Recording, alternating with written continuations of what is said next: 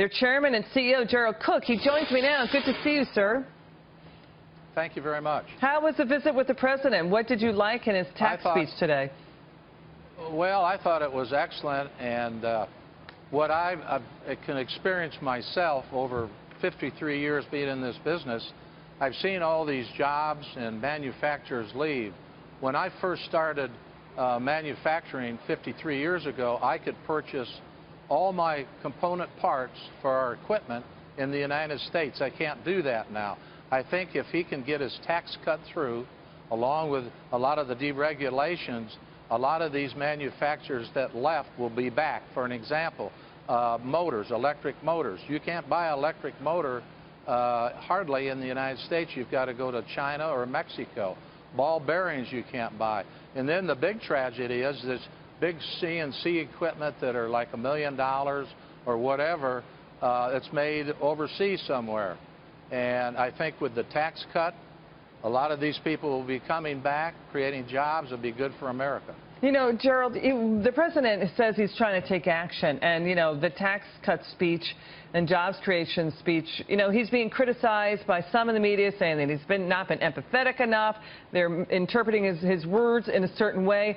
And, Gerald, you've seen, your company, you've seen so much, and you've seen it, I'm sure, that after natural disasters, you hear these sort of check-the-box speeches from presidents, you know, the flowery, pretty rhetoric, the lip-biting speeches. Exactly. But words do not create jobs, right? Right? I mean, action creates jobs. What matters is action, right? That's correct. I think things are moving so good right now with President Trump, just the hope in America and hope in manufacturing. We have over 1,100 people that are on commission around the United States and international, and these people are all pumped up. I really believe that my company is the barometer, and everyone is excited. My business is going up. He's creating a lot of, I think, good things. So I don't know if I answered that exactly. You did, but you wanted, yeah, Gerald, to your point, President Trump again called for a 15% corporate tax today. Let's take a listen. I'd like your reaction. Ideally, and I say this for our Secretary of the Treasury, we would like to bring our business tax rate down to 15%, which would make our tax rate lower than most countries, but still by no means the lowest, unfortunately, in the world. But it would make us highly competitive. You know, Ireland turned itself into a tax haven with the 12% rate, and, you know, the Celtic Tiger boomed. Should Democrats be for this? You know this, Gerald. Democrats going back to the 50s were for smaller government and tax cuts for entrepreneurs all the way up to 2008. Go ahead. No, that is correct. And as you well know, and everyone, we're the highest tax corporation taxes in the world at 35%. Even if you get down to 15%, like he said, there's other countries, Ireland being one at 12%, and the list goes on and on. So I think that will create a lot of jobs, and it will be good for our manufacturing base.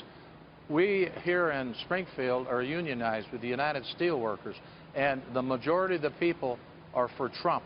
They realize what the situation is.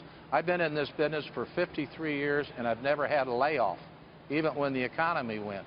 I'd have too much passion to lay anybody off, and we got through okay.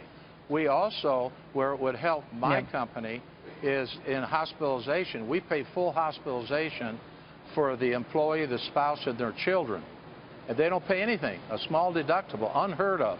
That would lower my costs with the taxes, and I would, hopefully, I can continue to pay this hospitalization. Yeah, that's a good point. You know, the media and, you know, these left-wing pundits and analysts, they cavil and complain that, you know, the real effective rate is probably 20%. They ignore time and again the gigantic tax industry that your companies, the companies like yours, have to contend with. Tax accountants, tax preparers. You take that vegetative universe out, and you could use that money to create more jobs. And you know the other thing, too, is, Gerald, President Obama on the campaign trail said that President Trump, watch this, Obama said, you know what, Trump's not going to do it. He can never do it. He's never going to bring manufacturing jobs back. Let's take a listen. He's going to bring all these jobs back. Well, how exactly are you going to do that? What are you going to do? There's no answer to it. He just says, well, I'm going to negotiate a better deal. Well, how? How exactly are you going to negotiate that? What magic wand do you have? So is Trump helping to bring manufacturing jobs back in America? Pardon me, I'm sorry. Is President Trump helping to bring manufacturing jobs back in America? Yes, absolutely. He's already created, what, since he's in office, 1 million new jobs. Am I correct on that? Yeah, more than a million. Something along those lines.